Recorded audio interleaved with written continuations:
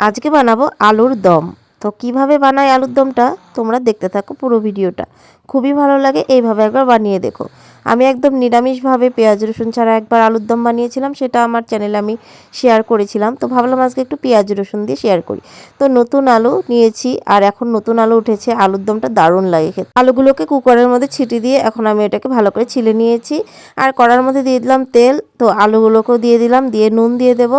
তেলটা গরম হওয়ার পরে কিন্তু আলুগুলোকে ছেড়েছি, তারপরে দিয়ে দিয়েছি নুন। এখন আলুগুলোকে আমি সুন্দর লাল লাল করে ভেজে নেব। এই আলুর দমটা লুচি, রুটি বা পরোটা দারুণ লাগে খেতে।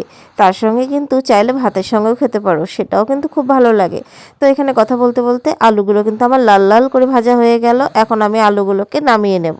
একদম ছোট আলু কিন্তু নেইনি, এই মিডিয়াম সাইজ আলুটা নিয়েছি। একদম বড়ও না, একদম ছোটও না। এই আলুটা দিয়ে আলুর দম করতে খুব ভালো লাগে এই আলুগুলো খেতে। তো আলুগুলো ভাজা হয়ে গেছে, কড়ার মধ্যে আবার দিয়ে দিলাম সর্ষের তেল। তারপর এখন এটার মধ্যে দিয়ে দেবো শুকনো লঙ্কা, তেজপাতা, এলাচ আর দারচিনি। দিয়ে দেবো গোটা জিরে, একটুখানি নাড়াচাড়া করে একটা পেস্ট তৈরি করে নেব। টমেটো, পেঁয়াজ আর কাঁচা লঙ্কা একটা পেস্ট তৈরি করে নিলাম, সেই পেস্টটাকেও দিয়ে দিলাম তেলের মধ্যে। দিয়ে দেবো সামান্য একটুখানি জল। আর এখন এটার মধ্যে দিয়ে দেবো আদা রসুনের পেস্ট একটুখানি। আমি প্রথমে যে পেস্ট করে নিয়েছি সেটার মধ্যে আদা রসুন দিয়ে একবার পেস্ট করতে পারো। যাই হোক, আদা রসুনের পেস্ট দেওয়ার পর দিয়ে দিলাম জিরে গুঁড়ো, ধনে গুঁড়ো, লঙ্কার গুঁড়ো, হলুদ গুঁড়ো, পরিমাণ মতো নুন। এখন এইগুলোকে আমি ভালো করে কষিয়ে নেব। নাড়াচাড়া করতে করতে ভালো করে কষিয়ে নেব। আর কষানোটা ভালো হলেই কিন্তু রান্নার স্বাদটা ভালো হয়। এখানে মশলাটা কষতে থাক, আর এখানে আমি নিয়ে নিলাম একটুখানি দই, টক দই। টক দইটাকে ভালো করে ফেটিয়ে নেব, নইলে দেওয়ার সঙ্গে সঙ্গে কিন্তু ফেটে যাবে। গ্যাসের আঁচটা কম করে তারপরে কিন্তু টক দইটা দেবো। তো দেখো এখানে কিন্তু অনেকটাই কিন্তু মশলাটা কষে এসছে, আর ভালো করে কষিয়ে নেব। তারপরে এটার মধ্যে ফেটানো টক দইটা দিয়ে দেব। তো দেখতেই পাচ্ছ অনেকটাই কষে এসছে। যখন দেখবে তেল ভেসে উঠেছে বোঝা যায় যে কষানো হয়ে গেছে। তো কষে উঠেছে, তারপরেই দিয়ে দেবো এখানে আমি টক দই, ফেটানো টক দইটা। আর বাটিটা ধুয়ে একটুখানি জল দিয়ে দেবো, দইয়ের বাটিটা ধুয়ে। তারপর এখানে দিয়ে দেবো 1 চামচের মতো চিনি। এখন আমি দই দেওয়ার পর আবারও কিন্তু ভালো করে কষিয়ে নেব। যতক্ষণ না তেল ভেসে উঠবে ততক্ষণ কিন্তু কষানো হবে না, সেই জন্য একটুখানি জল দিয়ে দিলাম। এখন আবারও কষাবো। এইভাবে যদি রান্না করা যায় না আলুর দমটা, সবাই হাত চেটে পুটে খাবে। তো ধীরে ধীরে কিন্তু মশলাটা কষে উঠছে। আর এইভাবে আলুর দম বানালে এই শীতে কী যে ভালো লাগে খেতে, সেটা আর বলার না। মানে লুচির সঙ্গে যদি এই আলুর দম থাকে তাহলে তার কিছুই লাগবে না। তার সঙ্গে যদি আবার হয় কড়াইশুঁটির কচুরি বা হচ্ছে গিয়ে এমনি প্লেন মানে পুরি হলেও কিন্তু দারুণ লাগবে। তো দেখো এখানে কিন্তু মশলাটা কষে উঠেছে, দেখতে পাচ্ছ তেল ভেসে উঠেছে। আর মশলাটা কষানো হলে বোঝাই যায় কতটা যে সুন্দর লাগে। তো মশলাটা কষানো হওয়ার পর ভাজা আলুগুলোকে দিয়ে দিলাম। এখন আলুর সঙ্গে পুরোটা মিক্সড করে নেব ভালোভাবে।